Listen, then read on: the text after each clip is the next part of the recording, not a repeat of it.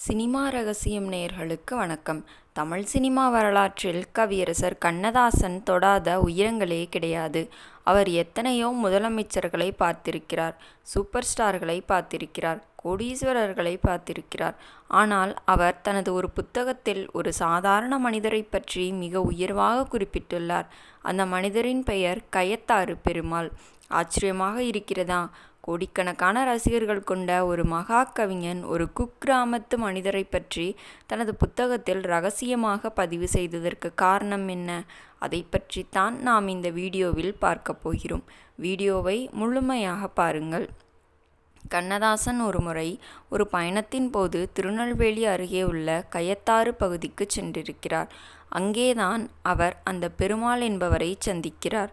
இந்த பெருமாள் ஒரு பெரிய நடிகரோ அல்லது திரையுலகச் சேர்ந்த பிரபலமோ அல்ல. ஆனால் அவர் காட்டிய அந்த அன்பும் உபசரிப்பும் கண்ணதாசனை நிலைகுலைய வைத்தன.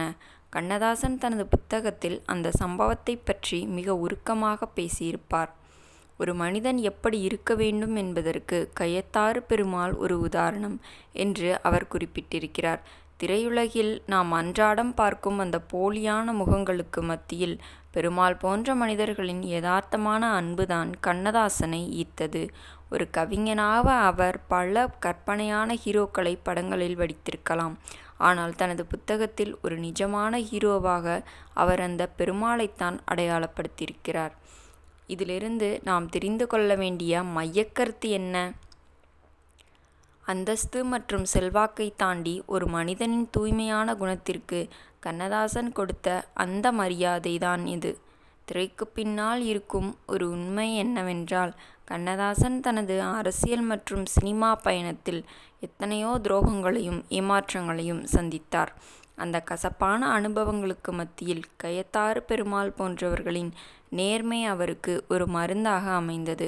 அவர் தனது புத்தகத்தில் இந்த பெருமாள் தனக்கு செய்த அந்த மிகப்பெரிய உதவியையும் மனதையும் மிக நுணுக்கமாக பதிவு செய்துள்ளார். பணம் படைத்தவர்கள் மத்தியில் மனிதனை காண்பது அரிது. ஆனால் கயத்தாறில் நான் ஒரு உண்மையான மனிதனை கண்டேன் என்று அவர் சொல்லாமல் சொல்லியிருக்கிறார். இந்த பதிவின் மூலம் கண்ணதாசன் சொல்ல வருவது ஒன்றுதான். புகழ் என்பது வரும் போகும். ஆனால் நாம் மற்றவரிடம் காட்டும் அந்த தூய்மையான அன்புதான் காலத்தால் அழியாதது.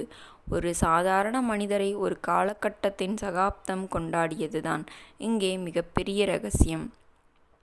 கவியரசு கண்ணதாசன் எழுதிய பல்லாயிரக்கணக்கான பக்கங்களில் கயத்தாறு பெருமாள் போன்ற எளிய மனிதர்களை பற்றிய பதிவுகள் மிக குறைவு.